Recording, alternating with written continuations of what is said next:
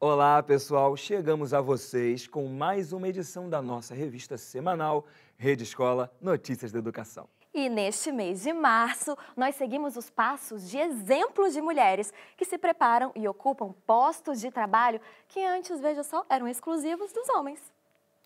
E veja também outros assuntos de hoje. A poesia como forma de refletir sobre a violência em comunidades cariocas. A inspiração que vem de Vila Lobos para formar e gerar oportunidades para jovens músicos.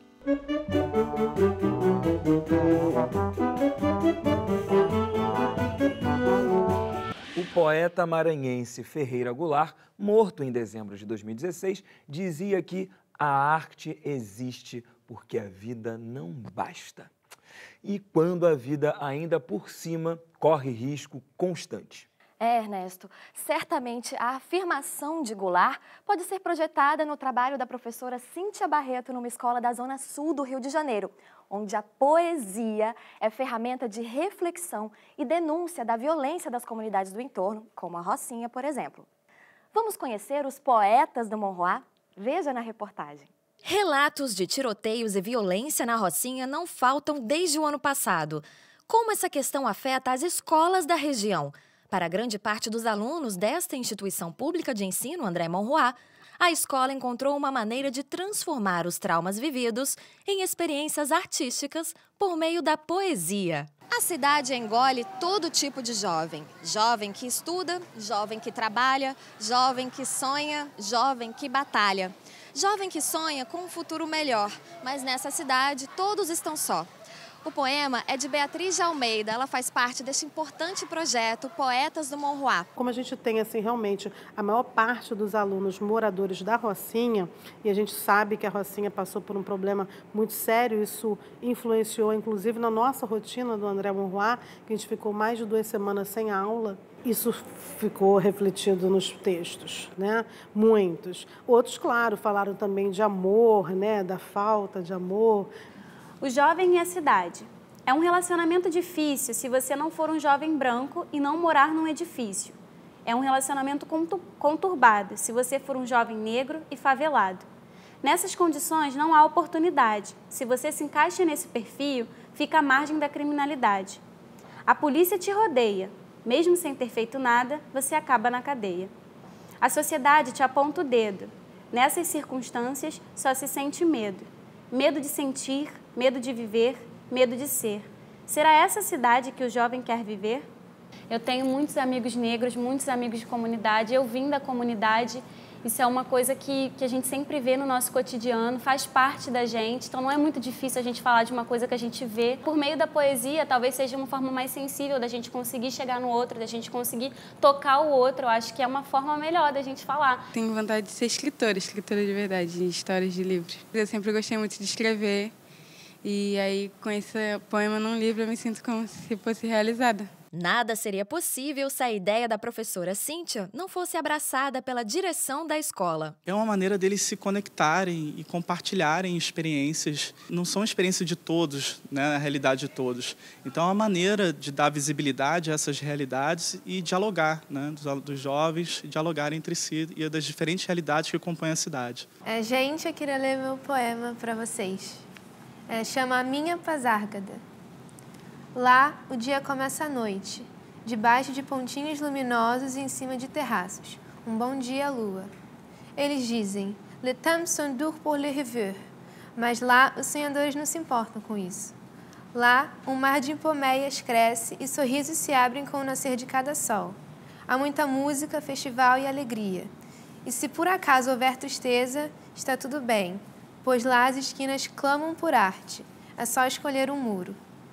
Lá os dias continuam vindo, sai um, entra outro, mas nunca são os mesmos. Da janela é possível ver os esplendores do teatro, todo o jazz de Chicago e a Revolução Americana. A cidade das Esmeraldas, o movimento hippie e a boemia do East Village. Lá as possibilidades são infinitas, então se não gosta de barulho, tem a calmaria dos museus e dos cafés da Cidade de Luz. Ao fundo, a valsa de Amélie. Na mesa, cadernos sem pauta e generosas fileiras de macarrons. Lá, há a gentileza que aqui é desprezada, a igualdade e respeito à diversidade. Lá é celebrada, em homenagem a Mário, a intransitividade do verbo amar. Lá o amor nunca foi tão simples. É para lá que eu vou, nos meus sonhos todas as noites, quando não estou dormindo acordada. Porque aqui, os tempos são muito difíceis para os sonhadores.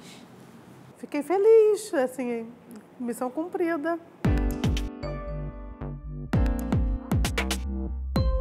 Entre os dias 15 e 19 de junho acontece em Brasília a 5ª Conferência Nacional Infanto-Juvenil pelo Meio Ambiente. Ela é uma ação de educação ambiental que tem por objetivo estimular a participação democrática nas escolas para levantar o assunto e dialogar sobre as questões socioambientais. E tem como tema este ano, Vamos Cuidar do Brasil, Cuidando das Águas. A Conferência Infanto-Juvenil pelo Meio Ambiente, ela atende à Política Nacional de Educação Ambiental para a difusão, para a socialização da temática de educação ambiental com as crianças. Visando essa aproximação dos jovens com a educação ambiental, existe a conferência nas escolas, com professores dentro de um projeto, instigando e ensinando os alunos sobre a importância da água e de saber lidar com ela. O objetivo desta ação é a interlocução da escola com a comunidade, buscando um encaminhamento de solução para um problema ambiental que envolva a água na sua comunidade. Agora é a sua vez, professores e diretores, de entrarem nessa e levarem a conferência para dentro das escolas, trabalhando esse tema tão importante e que clama pela nossa ajuda. A boa notícia é que o prazo para inscrição foi adiado até o dia 15 de abril. Podem participar escolas públicas ou privadas de educação básica com alunos do 5º ao 9º ano. A disputa da Conferência Nacional inicia dentro do município. A inscrição do projeto é feita no site conferenciainfanto.mec.gov.br. Lá, é necessário preencher um formulário apresentando o projeto. A mulher, em todas as áreas do mercado de trabalho, ainda é discriminada. Elas estudam mais do que os homens, ou seja, se preparam mais para a vida profissional do que os homens, e na hora da remuneração, elas ganham menos do que os homens no desempenho de uma mesma função. Clarissa, mas elas não desanimam e cada vez mais ocupam espaço no mercado, inclusive em funções que antes eram exercidas só por nós homens.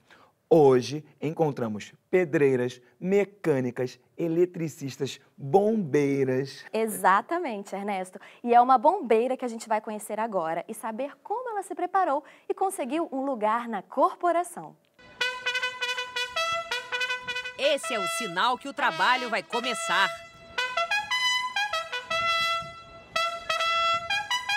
Juliene é destemida, gosta de superar obstáculos, por isso escolheu ser bombeira.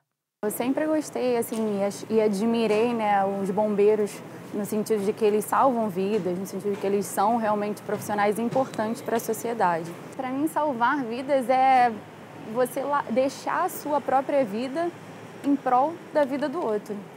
A história do Corpo de Bombeiros no Brasil começa em 1856, através de um decreto de Pedro II, mas era um corpo masculino, pois as mulheres só puderam entrar aqui em 1990, ou seja, 134 anos depois. Mas desde que a primeira colocou o pé aqui, elas não saíram mais. E o número de mulheres aumenta a cada concurso. Hoje, elas já respondem por quase 17% da corporação. Até o ano 2000, as mulheres estavam restritas aos trabalhos administrativos. Foi quando foram abertas as vagas para o gênero feminino no concurso para soldado combatente e nas provas para o curso de formação de oficiais. Atualmente, no concurso, por lei, 10% das vagas são destinadas às mulheres. O teste de ingresso ele é igual, tanto para homens quanto para mulheres, né? Eu tentei me esforçar ao máximo ao longo do ano, estudando, entre estudos e treinamentos, e consegui obter êxito da segunda vez que eu tentei. Depois que o militar ingressa na corporação, aí sim existe uma separação dos testes físicos, né? Visando justamente essa capacidade física diferenciada entre homens e mulheres. Mesmo com todo o preparo e dedicação, o fato de ser mulher em um meio onde o número de homens é bem maior, muitas vezes acaba tendo um peso grande. Aqui dentro a gente é muito benquista, eles têm orgulho, né, de nós, por estarmos aqui desempenhando essa função que é predominantemente masculina. Ficou animada com a profissão de bombeira? A Juliene dá a dica para quem quer encarar essa profissão. É muito gratificante, é emocionante. Cada dia é uma história diferente, é uma história nova. E é muito legal estar aqui, presente aqui, vendo que realmente a representatividade das mulheres está cada vez mais crescendo. E a nossa equipe ainda foi buscar outro exemplo de atividade profissional que também passa a fazer parte das escolhas das mulheres. Isso mesmo, a nossa repórter Gabi de Saboia encontrou uma profissional atuando como maquinista ferroviária. Vamos conhecê-la? Eu não sabia que tinham maquinistas mulheres e eu fui convidada para fazer a prova. A gente busca ocupar tantos espaços, busca abrir o leque. Eu achei interessante e vim ver de perto como é que era. E entrou no sangue, me apaixonei e hoje eu tenho loucura por isso aqui. Já são 70 mulheres maquinistas aqui na Supervia, no universo de 455 homens. Mas quando elas chegaram no ano 2000, eram apenas 5 mulheres que conduziam isso aqui. Mas elas conseguiram e há 18 anos não saem dos trilhos. E que trilhos! A malha ferroviária do Rio de Janeiro é complexa e extensa. São 270 quilômetros, 102 estações ao longo de 12 municípios. Para transportar os aproximadamente 750 mil passageiros por dia, o maquinista precisa conhecer bem por onde está passando. Por isso, o treinamento dura meses. O mínimo do treinamento é 1 ano e 4 meses, podendo estender, chega a quase 2 anos, para aprender sinalização. Durante o curso, a gente não aprende só condução, né? A gente tem a sinalização, a gente tem a via, tem o conhecimento de cada trem, que não é uma unidade só, são várias. Então, a gente aprende a reconhecer, quando dá um problema, a gente precisa aprender a reconhecer para tentar resolver, para poder continuar a viagem. Ser maquinista, para mim, hoje é a minha vida. É a minha família que foi construída aqui dentro, né? A vida do meu filho mais velho mudou muito. Hoje ele está com 15 anos, quando eu entrei ele tinha 11. Né? Então, ele estudou junto comigo a sinalização, o ramal, aprendeu a fazer o mapa de Santa Cruz. E o pequenininho, a gente mora bem próximo à estação do Sampaio, ele não pode ouvir um trem. Ouve uma buzina, ele enlouquece, ele tem loucura com isso aqui. Com os olhos atentos para tudo que acontece do lado de fora, os maquinistas precisam cuidar do que está dentro dos vagões. Eu acho que a maior dificuldade que a gente tem é a responsabilidade que a gente tem com todas as vidas que a gente transporta, né? As pessoas, quando veem que é mulher, acham interessante. Né, vem até a cabine e fala, nossa, uma mulher conduzindo, que legal. Cabine 1, Deodoro 151, dando partida linha A, teste de rádio, sonorização inoperante, cabine com extintor. Bom dia. Quero daqui a 30 anos olhar para trás e dizer, eu sou maquinista há 30 anos.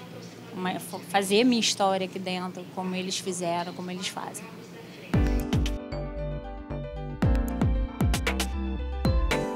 A maior conquista para mim foi o voto, porque ela conseguiu mostrar a sua voz para as pessoas, pôde mostrar sua opinião para as pessoas, e eu acho isso uma grande conquista para a gente. A maior conquista, eu acho que é a gente ter voz hoje em dia, porque era uma coisa que não acontecia, você não podia votar, você não poderia fazer nada, e eu acho que a maior derrota é a questão sobre o aborto, que eu acho que uma mulher deveria decidir se quer ou não fazer o aborto.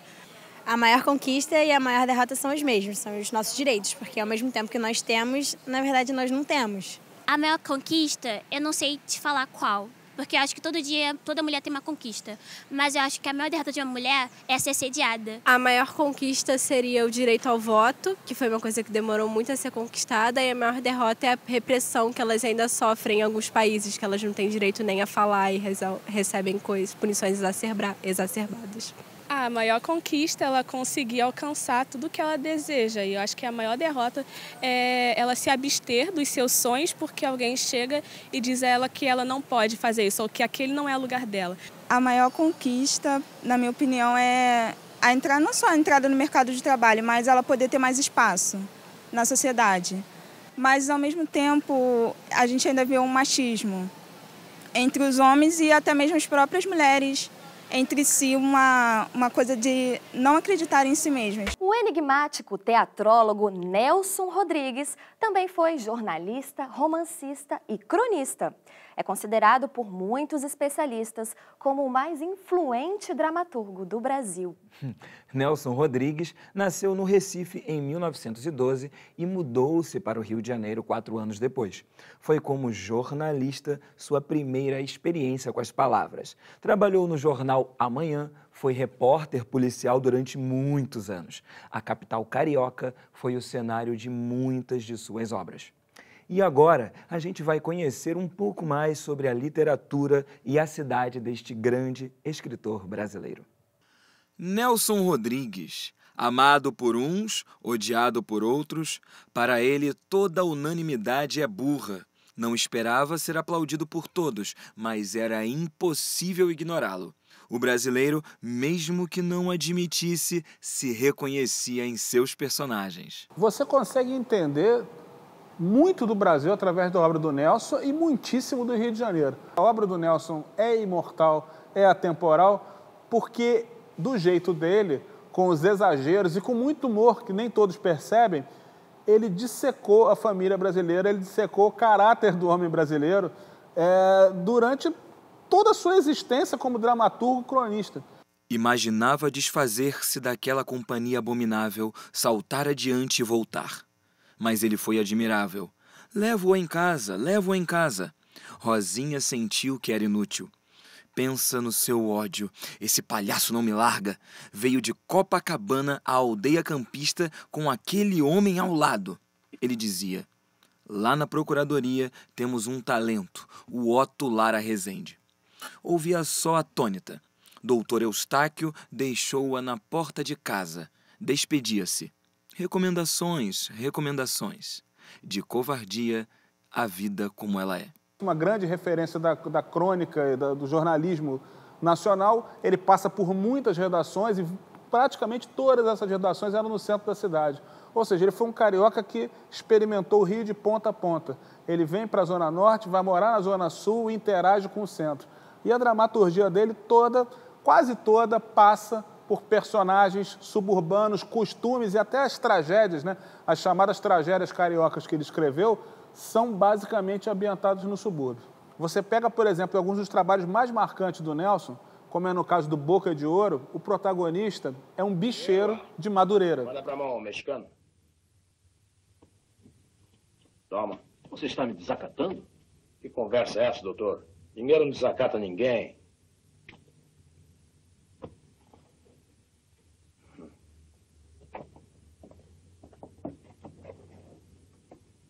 Aí você vai para a Falecida, que depois se transformou foi filmada por Leon Risman, e é a estreia da Fernanda Montenegro no cinema.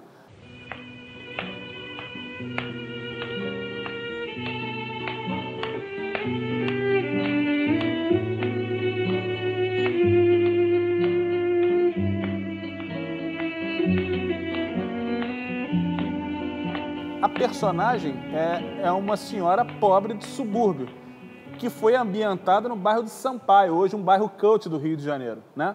E se você pensar nos Sete Gatinhos, que essa, assim, é uma peça e depois um filme muito conhecido dos brasileiros, a família composta só por mulheres é uma família do Grajaú.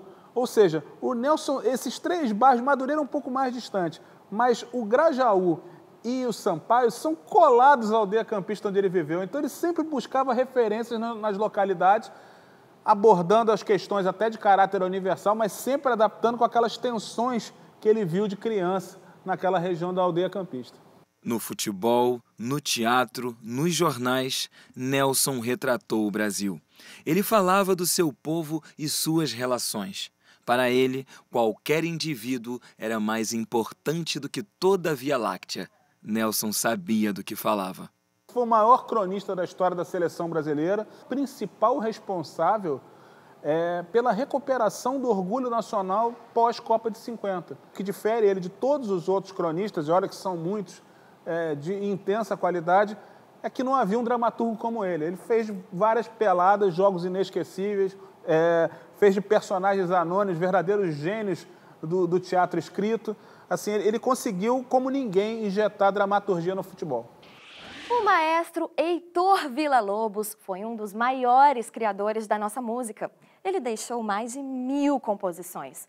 Porém, ele também foi um educador. Foi ele que levou às escolas o canto orfeônico, organizando apresentações de corais de meninos e meninas em estádios de futebol durante o Estado Novo. Hoje, Vila Lobos é a nossa grande referência musical, inspirador de projetos de formação e profissionalização de jovens músicos. Vamos saber mais na reportagem.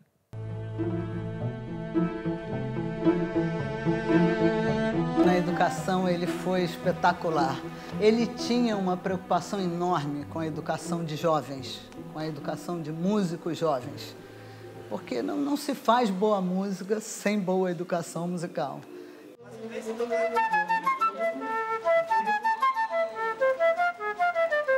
Na década de 30, foi convidado por Anísio Teixeira, então secretário de Educação, para coordenar uma secretaria de educação musical e artística, a SEMA.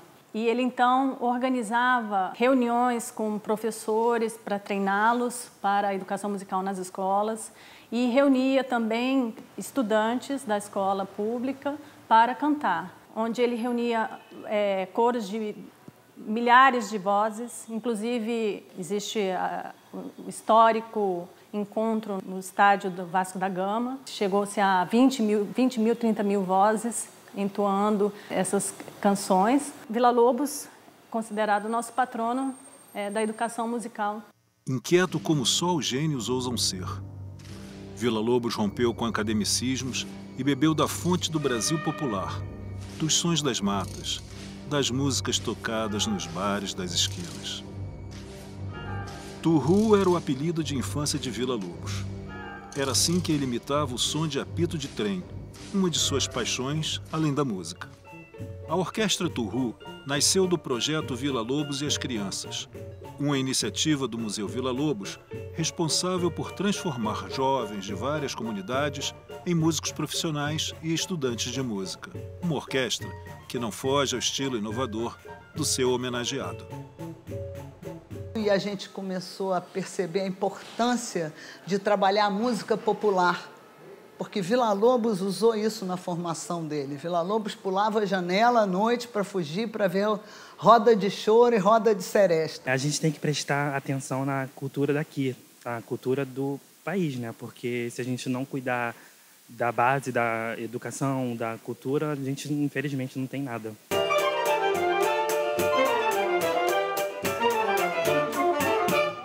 A música transforma, sim, e muda as vidas, né? Como mudou a minha, como eu hoje eu quero ser profissional de música, quero fazer concursos, por isso que eu entrei na faculdade, né? Licenciatura em música. Eu curso licenciatura em música e tem sido muito bom porque o projeto ele me permite aprender várias linguagens como o chorinho, músicas com temática infantil, porque a gente se apresenta muito para crianças também. Tem colegas que já são mais antigos do que eu e a gente vê que há um crescimento. A música tem essa coisa da coletividade, do ter que estar com o outro e ter que se dar para o outro, que é fundamental na vida do ser humano.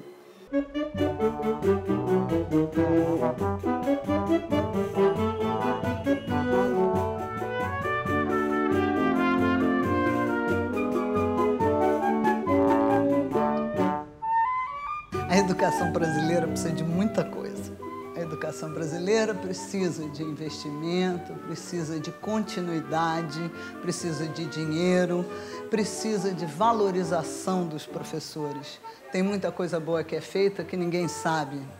A gente precisa saber o que é feito de bom, a gente precisa ter mecanismos de troca entre esses profissionais e a gente precisa de um governo que entenda que sem educação não se tem todo o resto.